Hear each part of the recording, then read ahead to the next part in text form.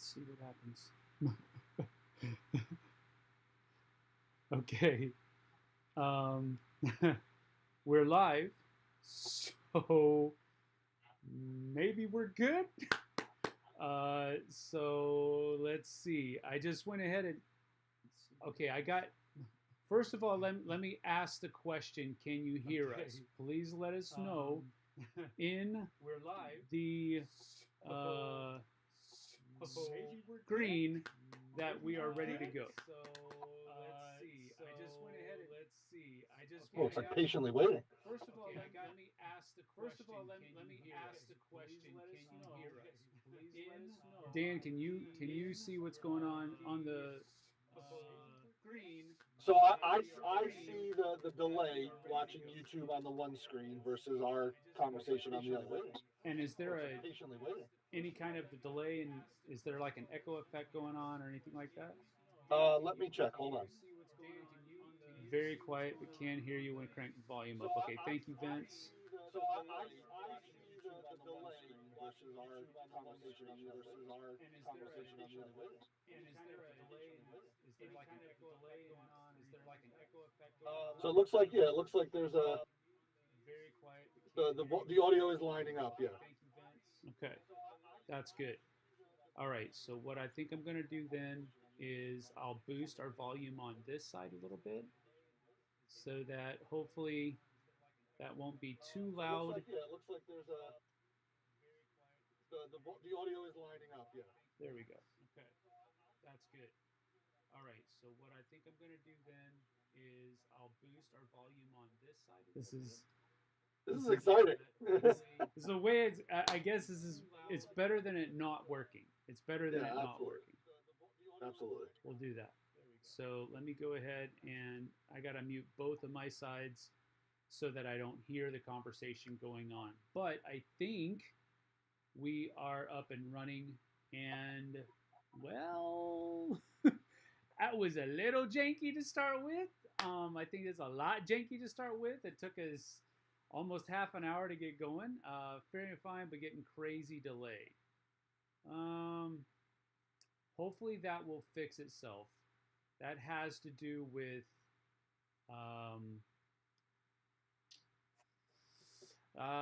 yeah, this is the first time I've ever done this before. I did my research and I asked people how to do this. I watched videos, tutorials, and I got everything set up, and then we were ready to go. I swear, Dan can back me up on this. Oh, I'll totally vouch for you. Absolutely. Well, yeah, but when you say it like that, it sounds like, well, yeah, of course, yes, we're coworkers. But no, I mean, like 5 to 10 minutes before we were supposed to start, I was like, let's check everything, let's get everything right, and everything was working fine. I swear to you, 9:15 hits, and everything's like, I'm going to stop working now.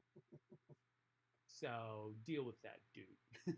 I see here in the chat it says the delay is gone. So I think we're good.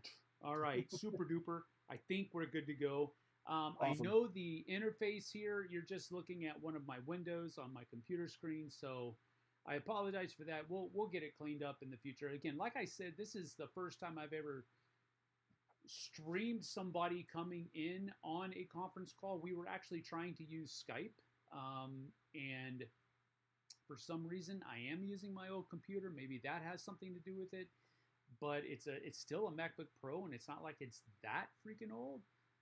But it was just being taxed too much. The something just wasn't working right. So we switched over to Google Meets, which is what we normally use. And frankly, this was like super easy compared to using Skype. So, because I literally just turned it on. I was like, hey, let's try this. And bada bing, bada boom, now it's working. So I'm glad that we finally got things going, but man, that was stressful. That's all right. Well, we got it going now. But it is what it is. All right. Well, introductions. All right. My name's Sam Healey. I work for Monster Fight Club. I am the community manager here at Monster Fight Club, which is why I'm hosting this, because community management is my bag within Monster Fight Club. Dan, however, Dan Scillieri, go ahead and say hi, Dan. Hi.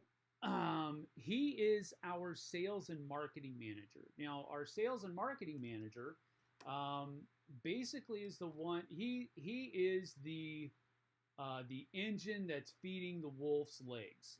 Let's just put it that way. That's the way I like to put it because I feel super bad for taking up so much of his time over the last couple of days because he's the one that's feeding the wolf. You know what I'm saying? He's the one that's getting sales. He's talking to retailers. He's talking to different stores around the nation. He's talking to Blackfire.eu to get our stuff carried over in Europe. He's the guy that's doing all of that stuff. I'm just the community manager. I'm just the guy that goes, "Hey, we're nice, like us," that kind of stuff.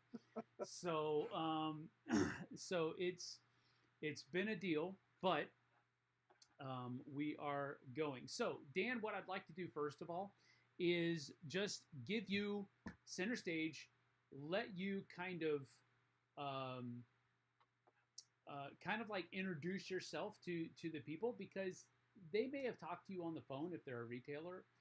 They may have seen you at a convention or something to that effect, but they don't know who Dan really is. Oh, this can go real deep real quick. Okay. Yeah. So I'll let you go ahead and take that. And while you're doing that, I want to give a little bit of an instruction to our viewers. And if they can just go ahead and start thinking of some questions that they want to ask you, maybe they'll come up with some as you're going through. This is going to be super informal, as we've already seen, and we're going to have a good time. But Dan, go ahead and introduce yourself. Absolutely. As Sam did with his great introduction, my name is Dan Scillieri. I'm the sales director and marketing manager for Monster Fight Club. I'm closing in on 2 years here with this great company, and I loved being a part of some really great projects and releasing some really great things, knowing that there's a lot more coming down the pipeline, which I'm excited for as a employee of Monster Fight Club. I'm excited for as a gamer and hobbyist myself. The screen's blurred, but I have a similar dungeon, similar basement man cave that Sam has here. And it's funny because I used to watch Sam. Studio, sir. A studio. It's okay. A studio. I used to watch Sam, and I was a big fan of Sam. And I met him at Gen Con last year, and we started talking, playing some of our demo games. And eventually, the big boss John said, "Sam, we'd like to offer you a job." And now he and I talk almost every day. We're buddies on opposite sides of the country. So it's yeah. So my day-to-day is basically just reaching out to distributors, reaching out to retailers, trying to get as much awareness to our product line as possible. We want our stuff in as many stores as possible. So going to these conventions, talking to customers online, talking to stores on over the phone or via email, getting our catalog in their hands is a super important part of this job, because people just may not know who we are. People don't know what we can do. So once they get this information, it starts opening some doors, and they're like, "Oh, I could use this for this game. I could use that for that game." And that gets us the awareness we're looking for. Sam's efforts with the community, my efforts with sales. Ultimately, we want Monster Fight Club to be a household name when it comes to in-store gaming, at-home gaming, any form of tabletop war gaming, basically. That's cool. All right. So that gives you kind of an idea of where Dan lives on a daily basis. So just, again, keeping this lighthearted and fun, what are your favorite kind of games, Dan? So for me, I'm a big tabletop war game player. I wasn't always into like the board game collecting, but that's kind of grown for me over the last few years. I'm absolutely a collector. I want every game. I want every miniature. I want, a nice stack of games that I'll probably never get to. But I got started playing Warhammer 40K, Warhammer Fantasy, which then switched to Age of Sigmar. But that's really where I got my start with the tabletop hobby miniatures. And from there, it spawned into Star Wars Legion, A Song of Ice and Fire, the 17 new editions of Warhammer or Age of Sigmar, all continue to grow. And now we're actually big fans of all the work that Joseph McCullough does, which is Stargrave, Frostgrave, Rangers of Shadowdeep, and we just started Silver Bayonet. So that's really great skirmish level games that our terrain works perfectly for. Yeah. Yeah, we had some of it last night playing, and just it gives you that element of you're in the forest and there's enemies all around you, and it really helps bring these tabletop games to life. And having experience with Dungeons and Dragons and other light RPG type games, knowing our Monster Fight Club terrain is some of the best in the business. It's really great to put it to good use and hear other gamers being like, man, this is really great stuff. This is really awesome. But now we're getting into more of a skirmish type player. Like I said, Silver Bayonet's got about 8 to 10 models per side. Warcry, 8 to 10 models per side in a big game. But we're all just building up the hype for our Cyberpunk Red Combat Zone skirmish game, which I'm super excited for. So that's going to be a great game. We're painting up models that you can probably see Sam and I do. Really is going to help bring this game to life, and I think it's going to be a powerhouse game by the end of 2023. Yeah, that's pretty much where that's another way that Dan and I collaborate with our community and kind of are seeking to reach out to our community is through those painting videos. Right now, we're pretty much just going through different packs of the Cyberpunk Red minis that we offer for Artel Saurian's RPG, Cyberpunk RPG. But in accordance with that, what kind of like alongside of that, adjacent to that, we're also about to, well, it's in production right now, but we're about to go into fulfillment with our Cyberpunk Red Combat Zone skirmish game, which kind of fits into that. I know Dan and our general manager Lynn has played the mess out of Cyberpunk Combat Zone, so absolutely. They both are super big into that, and I've had some dealings with skirmish games as well. I've played Warhammer 40K. I've played Age of Sigmar, and back with my Dice Tower days, we did some stuff with Rob with that old painting series that he and I used to do, and we did a couple of we did a few videos with the Age of Sigmar stuff, and then we did a video of us playing that. So I've had dealings with skirmish games as well. I've also played the RPG, the Cyberpunk RPG. So there's a lot of distant connections that I have with Cyberpunk and with tabletop skirmish games. So it's cool. I will say now, do you share some of your setups, like on Facebook, and then you also share them in our general chat and our work general chat. So is that just for skirmish games that you guys play, or do you also dabble in RPGs as well? We definitely do dabble in RPGs. One of the great games, like I said, Rangers of Shadow Deep is like an RPG light. So you're leveling up your character, you're making decisions on the fly, and so on and so forth. But we've played straight Dungeons and Dragons where we started with the square mat, and we're drawing in the dungeon and stuff like that. And then once Monster Fight Club came in, I'm like, no way, we're not playing on this anymore. We're going to be in a real forest. We're going to be in a little rocky outcropping. So we're going to really spruce this tabletop as much as possible. So it takes such little effort. I always tell stores, I'm like, it takes longer to cut it out of the box than it does to actually get ready to use. It's lightweight, it's pre-painted, it's indestructible. So you set it up in 5 minutes, it takes less than a minute to break it all down, and your table just looks so much better, and it just makes the overall experience so much better. It's like, okay, I'm actually standing behind this rock, or I'm underneath this tree. You can actually see your imagination come to life, and that's a really awesome thing to do. Especially when we go to like these conventions, we get these big setups. People are like, oh my god, this is amazing. The one we have is a multi-level mountain with a cave, and it's just I want to play every fantasy game ever on that.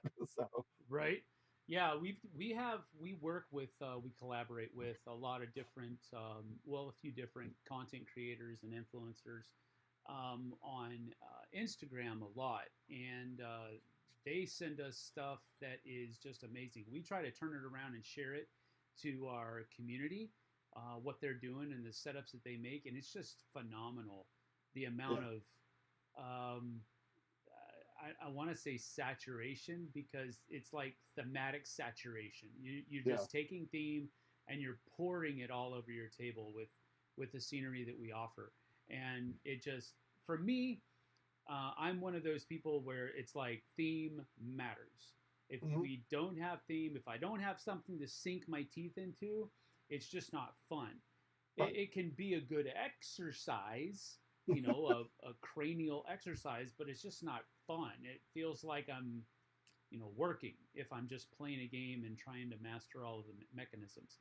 For some people, that's fun. For me, not fun. So with all of the scenery that we offer, that is one of the tools that people can use to really just kind of inject their game time with more theme. And that's like MAWR theme, more theme.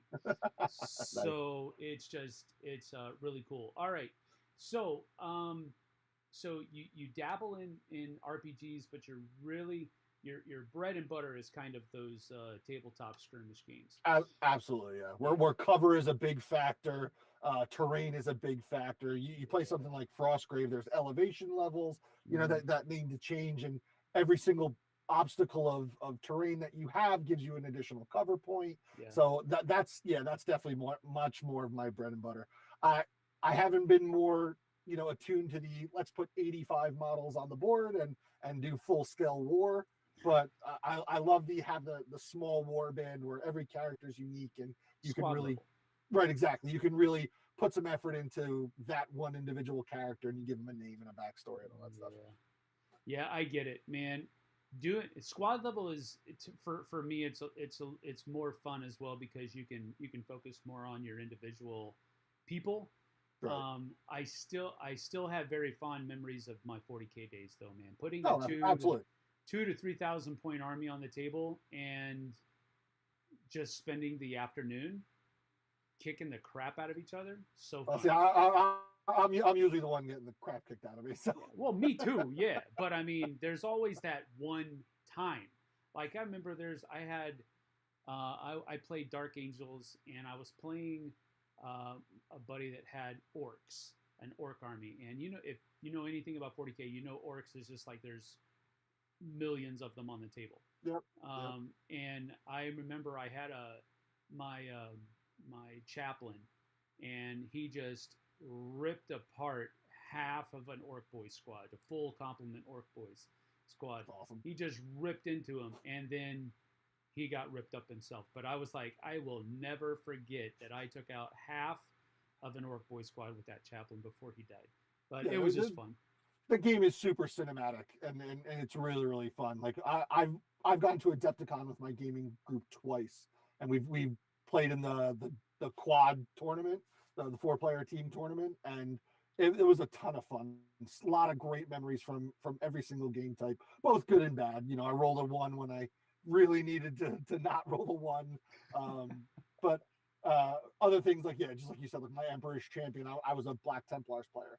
My Emperor's Champion just leveling through a squad, and you just picture him with the black sword just sweeping left and sweeping right, and I'm going to kill everyone here. It's that scene from The Lord of the Rings with Sauron. Exactly. So that's definitely what I love about this hobby is those cinematic moments. Yeah, making your imagination come to life, whatever it may be. Yep, absolutely. And that's what kind of bringing it back. That's what Monster Scenery is all about: is making your gaming cinematic. And I like that word. I've used that word before in the past, and it's super correct because it allows you to make those memories that stick in your mind. You know, absolutely. I don't know. It's just really cool. All right, we've got a couple of questions in here in the chat, and then we'll move on. We'll answer these if we can, and then we'll have some more discussion while more questions are being generated. All right. So the first question is from Sam Villa. There's only one L, so I don't think we put the Y sound in there. So that's the most dangerous part is saying the name correctly. We're just gonna say Sam because I know I said that correctly, but now he's probably gonna come back and say no, it's this Eastern Mediterranean pronunciation. I don't even know if there is an Eastern Mediterranean pronunciation of the word Sam. But anyway, Sam says, how much is the retail version of Cyberpunk Red Combat Zone going to be? So I would imagine a better way to kind of condense that is what's the MSRP for Cyberpunk Red Combat Zone going to be? Sure. So that starter box, that retailer all-in-one bundle box that we've been showing, we had a demo copy of it at PAX Unplugged recently. It's everything you need for Cyberpunk all-in-one. You're going to get 2 full factions. You're going to get player boards. You're going to get dice and cards for those factions. Then you're also going to get some scatter terrain and actual like building terrain there for you to build your little portion of Night City. So we're looking at an MSRP right around $120 for that, but the box is literally loaded with stuff. Yeah. I mean, super high quality models, vibrant dice, the card work itself.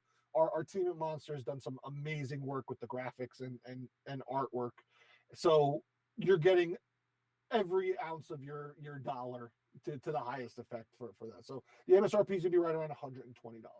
So are we going to be, and I guess I'm treading on maybe it's thin ice, but it's a question that just popped in there. Are we going to have, because I know other companies that will remain unnamed. I know other companies have said you cannot sell our stuff for less than this amount. Are we going to be doing something like that? Or are we letting the retailers have autonomy there? So we're definitely going to work hand in hand with the retailers. Once we get this fulfilled and out to everyone who backed the Kickstarter, which I know a lot of people are thankfully patiently waiting. Yes, they will be getting their stock first right away. Our boss John has always been a stickler for the Kickstarters go first, and I approve that. That's a great baseline to have as a company that works off Kickstarter. So they will get their copies first, and then we will take it to the retail level. So part of my arsenal of what I'm going to be selling is that core box, is the boxes of individual factions, upgrade cards, and upgrade tokens and accessories too, and stuff like that. So yes, that we will be going to the retailer level with that game. Okay. So all right, that was good dancing.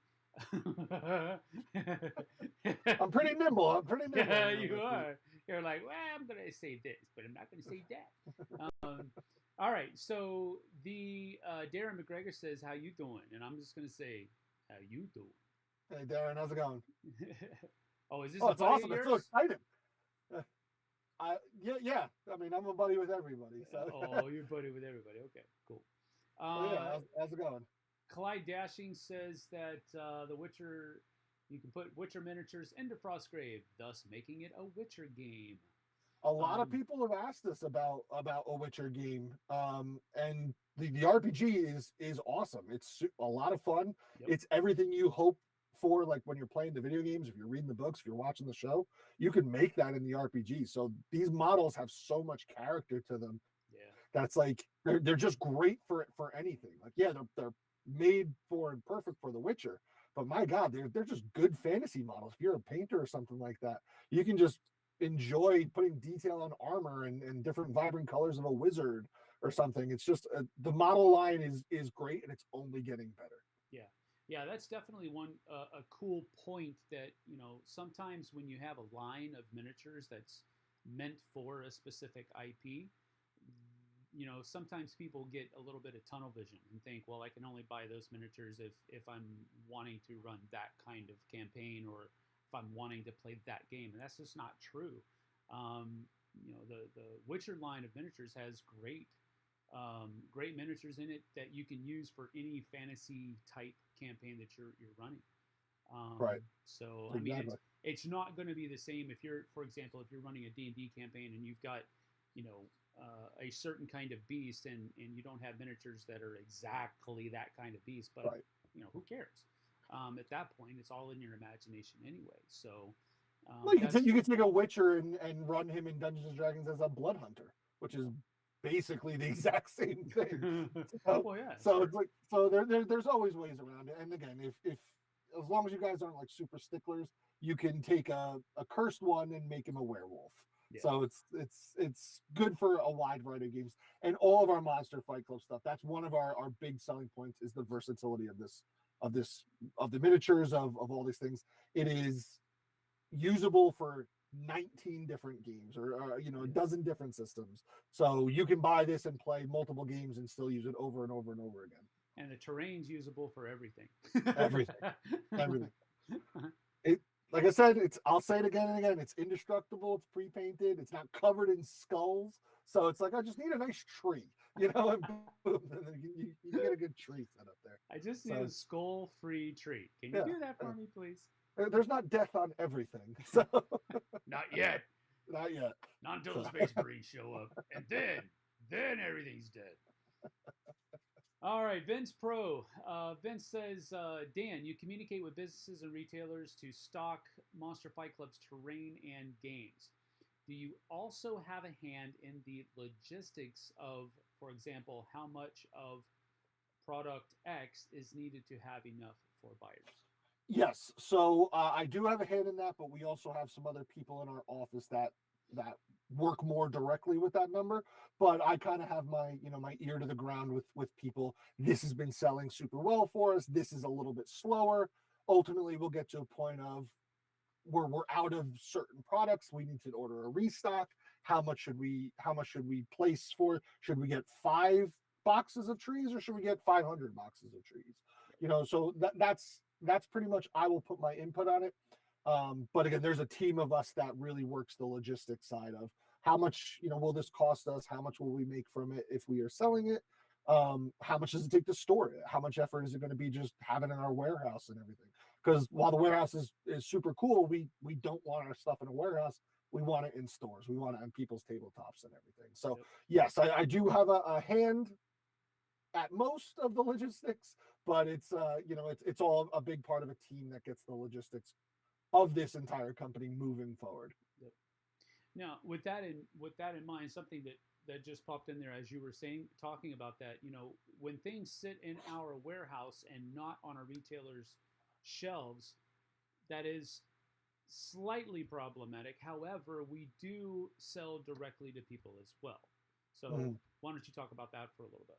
Yeah, absolutely. So there are multiple ways to get Monster Fight Club products. I mean, you can get it at a convention. That's the big display and show. You can go to your local retailer store, and if they have it there, they can absolutely get it. But the most direct way for any high-level customer is www.monsterfightclub.com.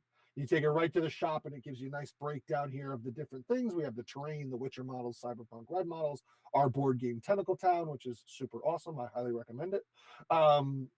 There you'll be able to order directly from it. And because you're going to be ordered directly from us, not through a distributor, not through a store, you can assure that we're going to have this stuff in stock and we're going to get it to you in a timely fashion.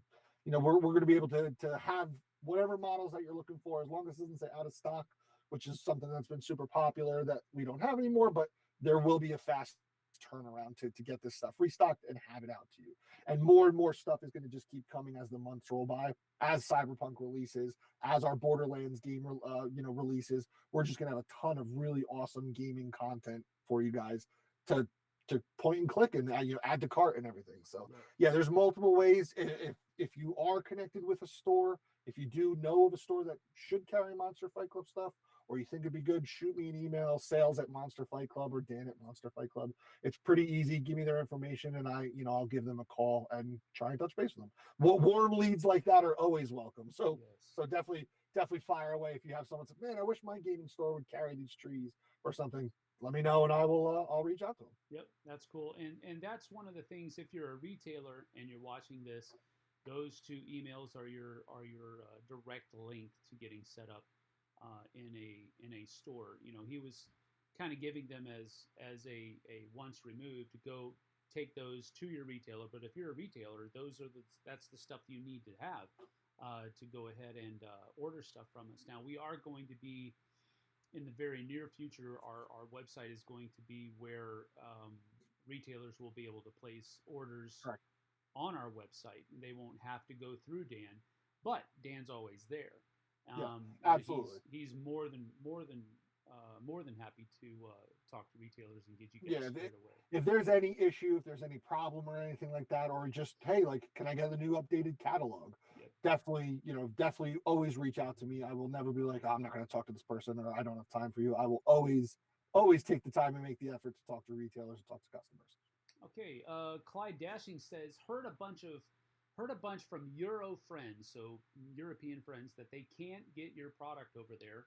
False? Question mark. Is there a supplier over there want to help spread the joy? Absolutely. So we are expanding into Europe. We have 2 distributors in Germany now that are carrying Monster Fight Club stuff. So they're going to be spread, like the quote, spreading the love. We have some others. We have another distributor in the United Kingdom that will be kind of working as our hub there, but they're starting off a little bit slower as the other 2, but they are all 3 of them essentially are picking up speed.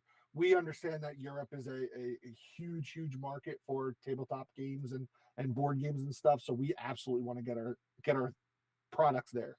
If you are, an individual customer or something, you can still order from our website online. There will be the shipping charges and everything, but you can order directly from us. And like I said, we are working on to expanding it as much as possible into Europe, just as much as we have here in the United States. Yeah, we do have the for individuals, we do have that set up to where if you spend $125 or more, it's free shipping. So, so there is that. You'll have to pay for shipping up to that mark, but then if you place an order over that, it's free shipping. So there is that to consider. So that's pretty cool. As a side note, our Monster Charge John is over in Germany right now. He's over at Nuremberg, the toy fair. So that just kind of reinforces what Dan just said. We are trying to step into that market.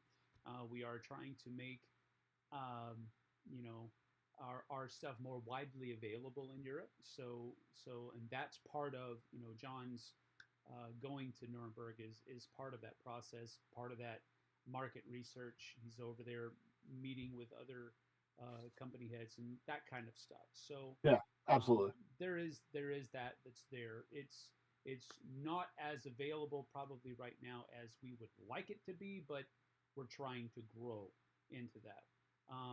Blackfire.eu, I believe, is the distributor. Is that right, Dan?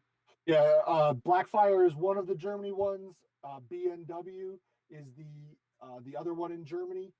And I think the one in the UK just changed their name. I don't have the exact name on it, but again, if you were in that area, if you're in the Great Britain area, shoot me a message and I will get you the proper context to make sure that you can have access to this great stuff. Yeah, that's cool. All right. So going back, so you talked a little bit. We're hitting the end of the questions on the chat, but going back to you talked about tabletop skirmish games. Mm-hmm. What about board games? What is your?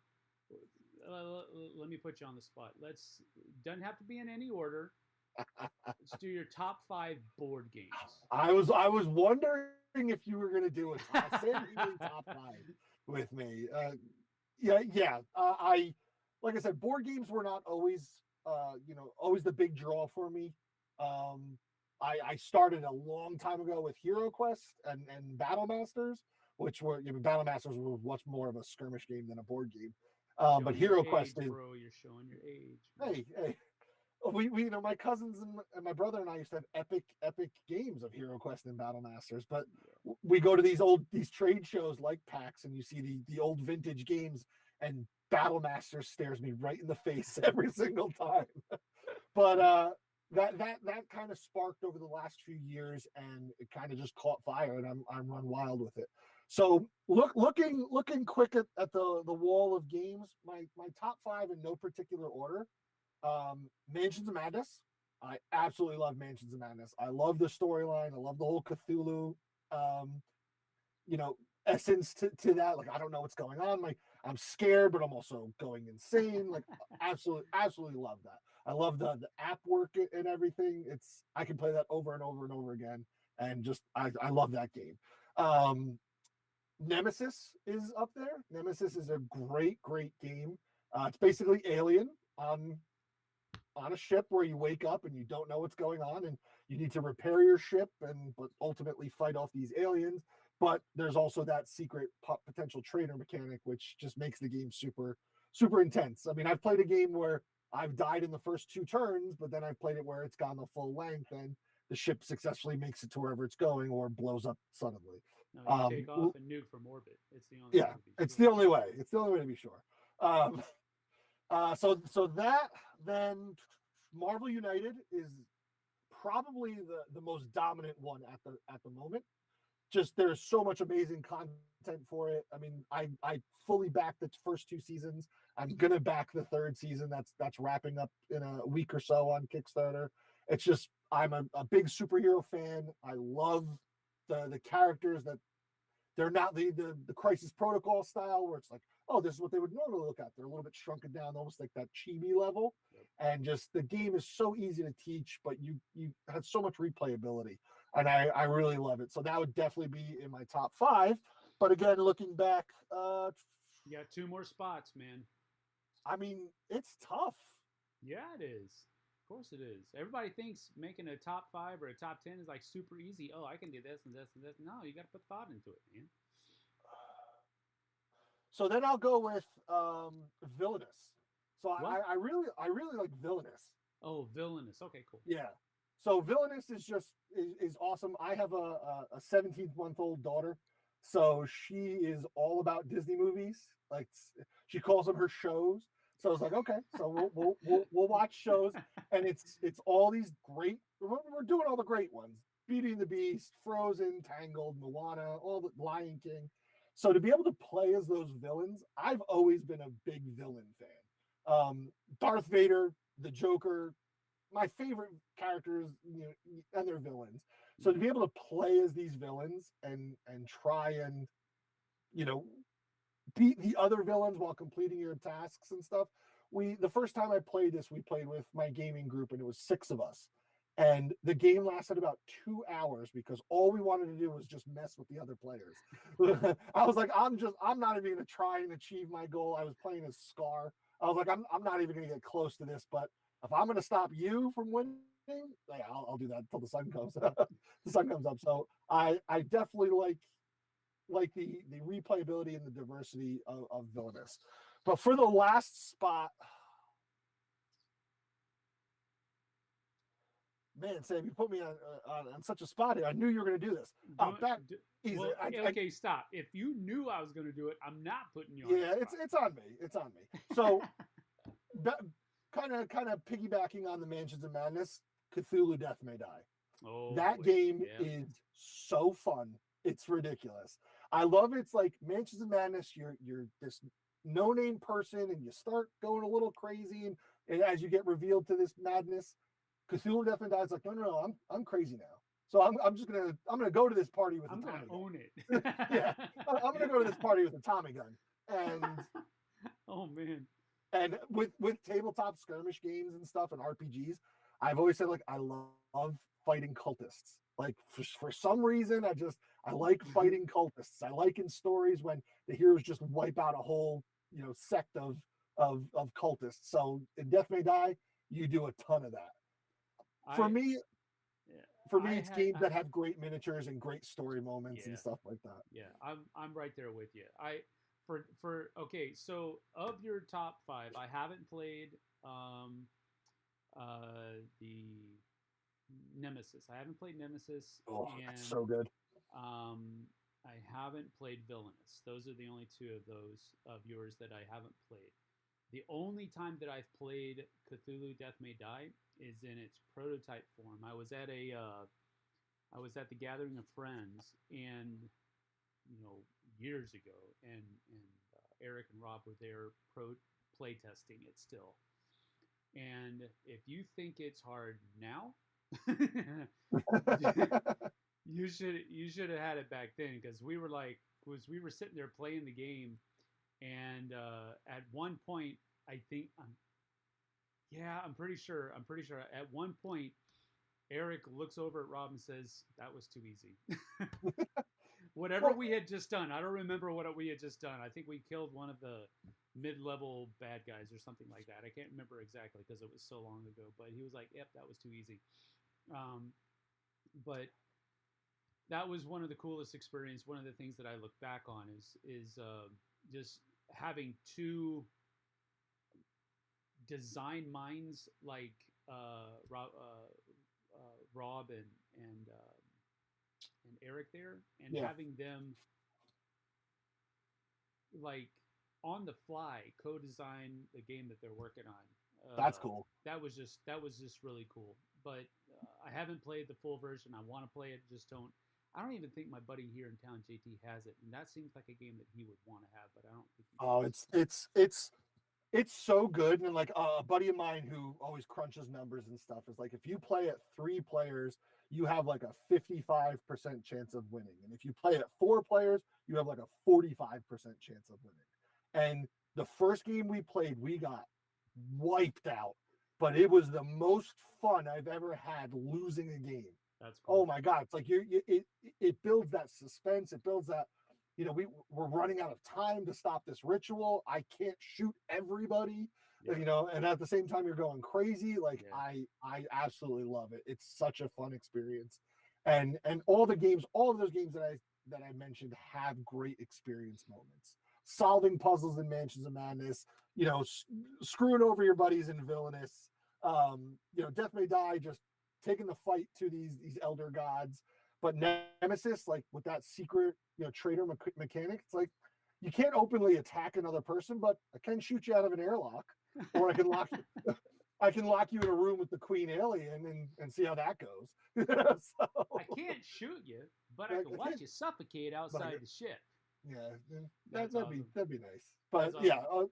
All those games, like building that great experience, like mechanics and stuff I could get into. Like I like this or I like that one. I'm not that avid of a board gamer essentially, but I love having the experience with skirmish gamer. Yep, understood. Yeah. Well, along that actually provides a good segue into Monster Fight Club presently, and I emphasize that word, only has the one board game that we offer, and that is Tentacle Town, which is more of a lightweight family game with a little bit of a take that mechanism going in there. Because one of the ways that you have to build your houses, you have to accomplish your tasks, and how much how beneficial those tasks are kind of tied to how many houses you have in that certain district. And so one of the ways that you kind of put yourself ahead and keep other people down is by destroying houses. So that's where that take that mechanism kind of works. But that's the only board game we currently have available. But we do have 2 board games that are currently in production. One we've already talked about, the Cyberpunk Red Combat Zone, which is a 2-player skirmish game. It is a tabletop game, though. But we also have Borderlands, Mr. Torg's Arena of Badassery. Arena of Badassery. It's a bit of a mouthful, but it's awesome. Oh man, yeah. I wanted you to talk about Borderlands for a little bit, and I know you don't have as much experience with it as with Combat Zone, but I wanted to get your take on it. Yeah. As a video game player, I was very familiar with Borderlands. Great cinematic look. The artwork is fantastic, and it's like, let's make a great just arcade style shoot 'em game. When you shoot a skag or some marauder and you're seeing these bursts of numbers flying up because of all the damage you're doing, like that's awesome. The voice acting's incredible. The artwork, the storyline, all incredible. The characters are memorable and very amazing. So the task of making that a board game was no simple job. Right. Because everybody wants what they're seeing in the video game. They want big explosions. They want loot dropping everywhere. Yeah. And we really tried to make that into our game. So for those who don't know, the storyline is Mr. Torg in all of his entertainment greatness has hacked the new U system. And if anyone's died in Borderlands, which I'm sure you have, you respawn at the new U system, and it costs money and everything like that. But what he's done is he's hacked this new U system. He started cloning the great characters from the Borderlands games. So what he does with these clones is he doesn't just let them run around in the world. He throws them into his arena and televises the whole thing. He throws skags, he throws marauders, he throws tinks and all the great characters and villains and stuff at these vault hunters. So in the game, you are going to be working together with your other vault hunters, you're going to be using your action tokens just like in Cyberpunk. That's one of the great features is the Cyberpunk cards and the Borderlands cards are very, very similar. A couple word changes here and there, and they're the exact same card. So you could take Borderlands players and play them in Cyberpunk, and you can take Cyberpunk players and eventually play them in Borderlands. That's something much farther down the road, but you are then working together to not only fight off these waves of villains, but catch as much loot and cash as you can. So every single model will drop loot when you defeat them.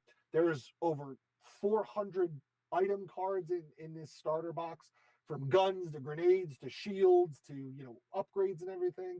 And your character will ultimately level up as you continuously play. So it's got the one-off element.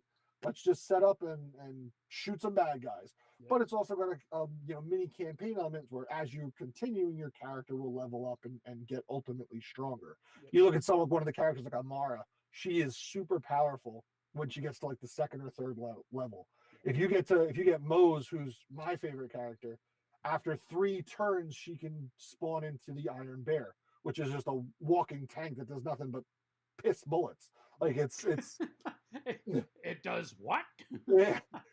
It fires like 3 shots every single turn, and you can just wipe out entire sections of villains. Yeah. And it's really, really awesome. So you're getting the fast-paced action of Borderlands on a tabletop with these miniatures. And you'll see after a couple rounds, there's loot all over the board. There's acid damage, there's lightning damage, there's frost damage. You're getting a legendary rocket launcher that just causes crazy damage. It's everything you love about Borderlands in a board game. And having to run the demos at these conventions and working, what should we do with this? What should we do with that? You really get the feel of a lot of time and effort went into this to make the video game a board game. And fans of the game are excited for it. I'm excited for it. I can't wait to get on the table to paint up the miniatures and have it just go crazy. Right. Yeah, that's exactly it. And one of the things that I did when I first came on with Monster Fight Club was I went through and was looking at all of the cards and basically doing editing passes on them, looking for typos and looking for this kind of thing. And so I was working very close with Deke, our project manager, on that, and our graphics team. And the level of quality that's just in the artwork alone, let alone all of the different graphic choices that you have to make in putting a card together and all that kind of stuff, and how closely we were working with Gearbox Entertainment to get all of that stuff approved and taking their input and trying to actualize all of that. Right. There's just so much work that goes involved. There's just so much work involved, and the product that came out of that is so cool. Yeah.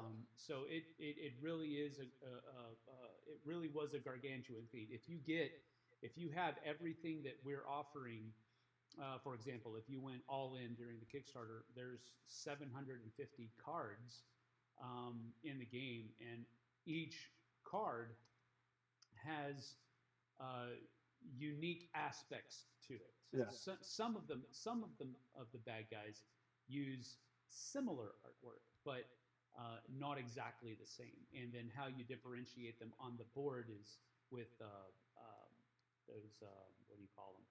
Full tokens.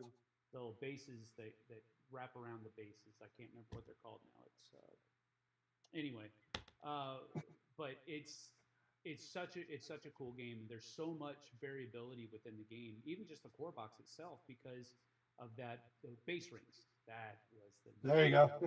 Those base rings really help you because you can take just a regular monster, slap a magenta base ring on him, and now he stands for this monster, and you've got that monster's card or that enemy's card right there, showing you all of its stats. So it's a really neat system. The reaction system that's used in both Borderlands and Combat Zone is super intuitive, in my opinion, because it takes what could be, for example, in Combat Zone's context, it takes what could be a pretty convoluted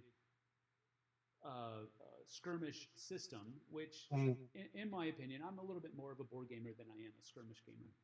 but skirmish games can get a little rule heavy. And I think what the reaction system does is it takes most of the weight that can come from all of those rules and it bears it for you and puts it into a very intuitive, a very streamlined rule system that is super easy to learn and super easy to remember how to play with. Exactly. And the reaction system's cool because you don't just do all your actions and then just stand there and wait for 5 minutes and just get blasted from everyone. It gives you the ability to, not to have the pun, but react. Yeah. Just so say you it. could, I know. You could run away, you could shoot back and everything. So building that, it's like, I'm not going to stand here and just get blasted by 10 guys. I'm going to be able to, you shoot me, I'm going to shoot you right back. And I could probably kill you if I hit hard enough or hit with the right weapon. So it gives you a lot of like replayability, but also you got to think about it. Like, what should I use all my actions right away, or should I save one for the reaction system? Yep. Yeah, and that's what I was just thinking about. That's another cool thing. It's another strategic possibility. Instead of just using all of your actions when it's your turn, you have to keep in mind, I think I'm going to hold back a little bit, and I'm going to keep this in reserve. It reminds me of opportunity fire and all of that kind of stuff. Which in some other games, those are really rules heavy strategic options. Because you have to remember, you can only do it under this situation, and you can only react if this happens or if this happens. And the reaction system really kind of takes all of that bloat, I guess you could say, that rules bloat that can happen, and condenses it down into something that's a lot more palatable than your regular skirmish, squad level skirmish game. So yeah, with Borderlands, Borderlands has got a lot more meat to it just because we had so much to carry over from the game. Yeah. But with Cyberpunk at these conventions, we could teach a game of Cyberpunk in 15 minutes. Yep. This is what your card is. This is what your abilities are. Now, what's great about that game is there's so many other combos and levels that you can really take this out to. So you're going to be able to say, it's like, I know these characters are good, but I know they're really good if I pair them with these characters. Yeah. That's for Cyberpunk. And Borderlands, there's so much replayability because you could use different Vault Hunters. There's over 15 Vault Hunters that you could use, right off the bat there. So you're going to be able to play a scenario over and over with different powers and different abilities, finding different guns, finding different, ammunition types and stuff. So you're never going to get the same game twice in either game, Cyberpunk or Borderlands. You're correct. But one of the things that is cool, if you learn the reaction system on one, you are 80% of the way there on the other game. Correct. Because that's how integrated the reaction system is in both of those game systems.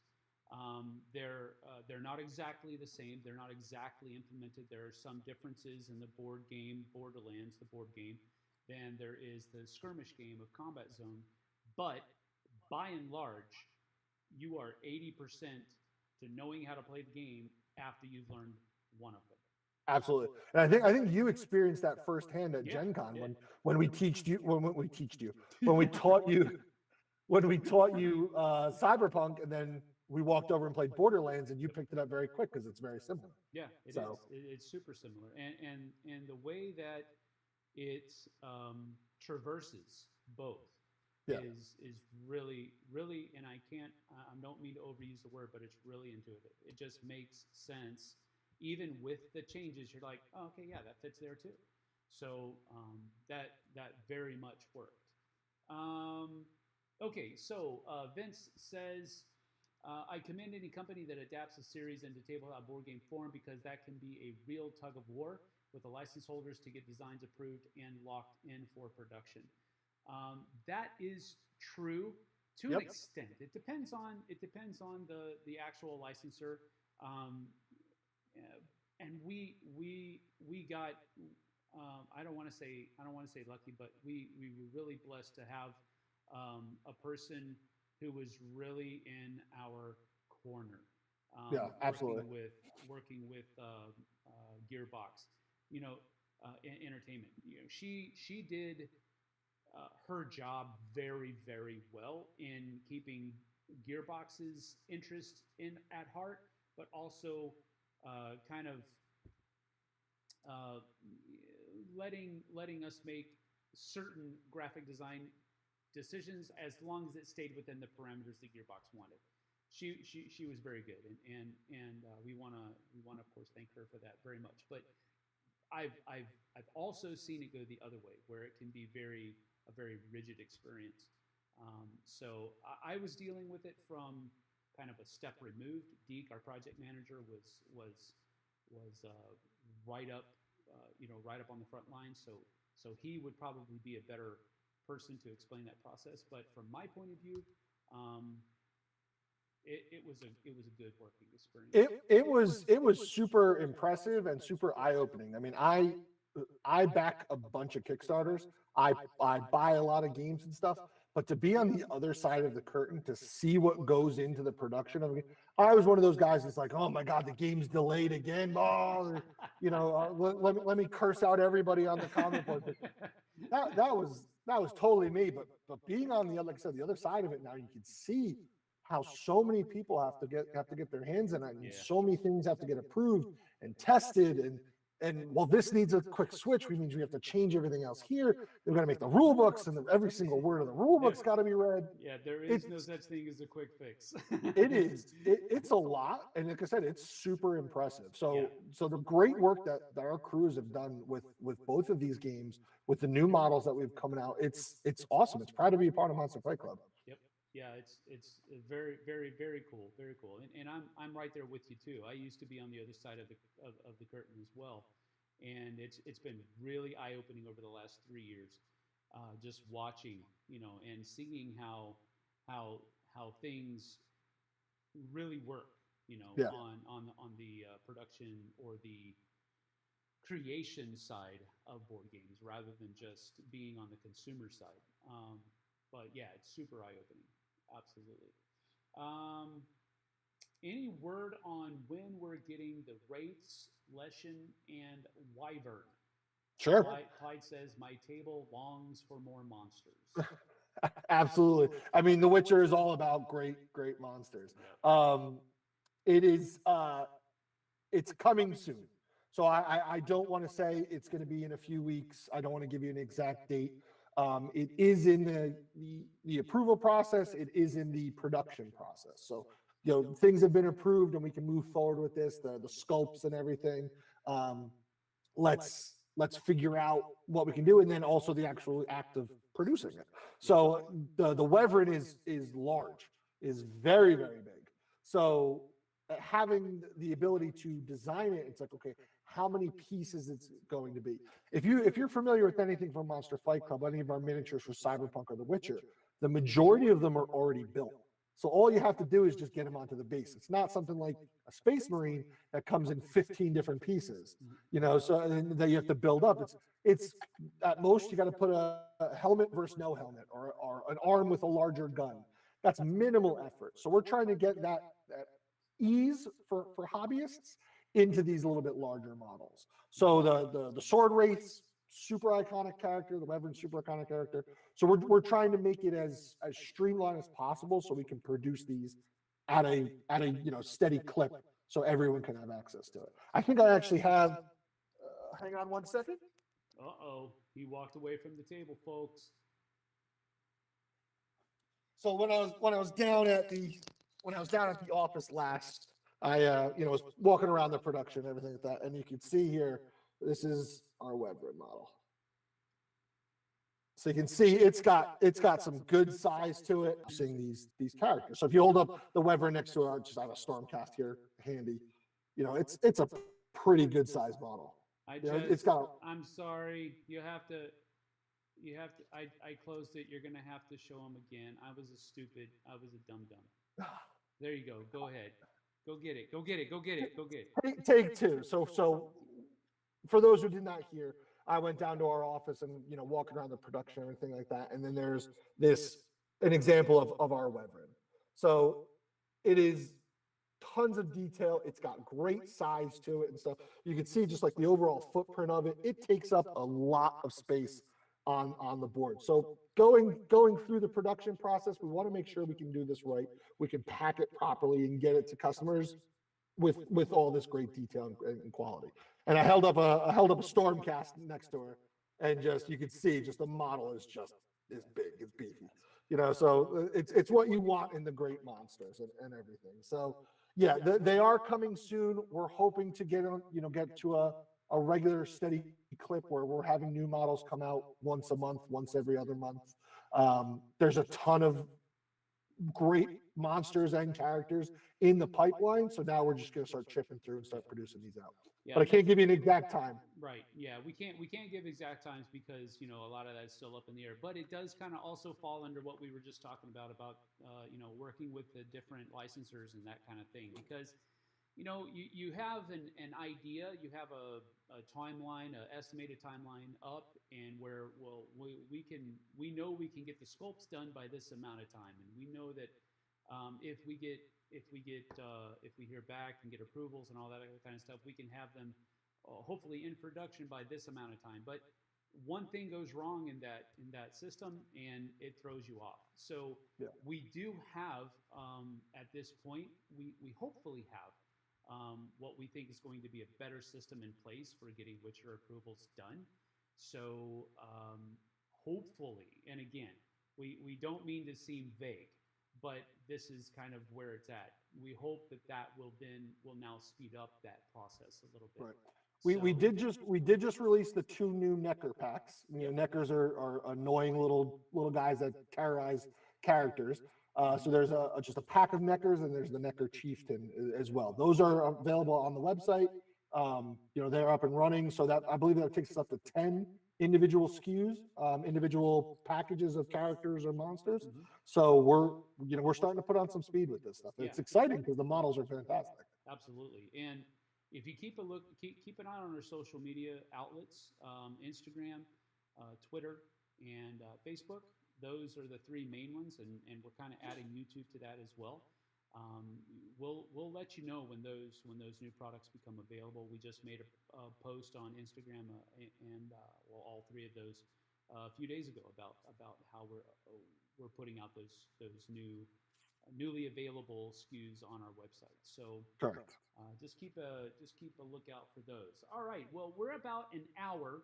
We started this about 62 minutes ago, so we're gonna do like what I like to do. I like to end our Q&A sessions with a rapid fire section. All right. Lightning round. Section. Yeah, lightning round is actually it. Lightning round is where you're going to give Dan 2 options, and he has to choose one of them. Like, for example, liver and onions or steak. And then he has to choose one of those and defend that choice. Now, he has the opportunity to provide a third option that he believes is a better option than both of the ones, and then he has to defend that. But I like this game. Yeah, so you give him 2 options, pineapple on pizza or pineapple not on pizza. This that is kind the of stuff. Third time we've thought about that. Yes, that's true. I just had that for dinner a couple nights ago. It was super awesome. It was not. Yeah, it was. So that's what we're going to do. Lightning round will begin here in just a little bit. While we're waiting for those to come out, though, Dan, why don't you give them your points of contact if they're a retailer or if they just have a question or something like that. Absolutely. So again, if you are a retailer, should I put it in the comments? Should I just say it? You can go ahead and say it. I'll put it in the description of the video as well. Direct email me is dan@monsterfightclub.com. If you are a retailer, sales@monsterfightclub.com. My office line 434-285-9515. That's the direct way. Again, you can have retailers reach out to me. If you leave a voicemail, I always get back to you guys, and I can help anything you need. Okay. All right. So the only thing we have right now is from Clyde Dashing. He says dwarves or elves. Ooh. If we're talking like Lord of the Rings. I'm just saying, if you don't say the right answer, the stream's going to stop right now. which I know, and my one of my brothers will fight me on this, but it's dwarves. Yes, that's the right answer. Yeah, the dwarves over elves. Now, which one is is where you more likely fall? I was always an elf player in games like Baldur's Gate and stuff because my one brother was always a dwarf player. Oh, So okay. we played Vermintide. He'd be the dwarf slayer. I'd be the human knight. So that was always kind of our combo. But I am a big fan of dwarves. Love the whole, the glowing runes and everything on all their weapons. Yeah. Big fan of them. So yeah, I would go with dwarves.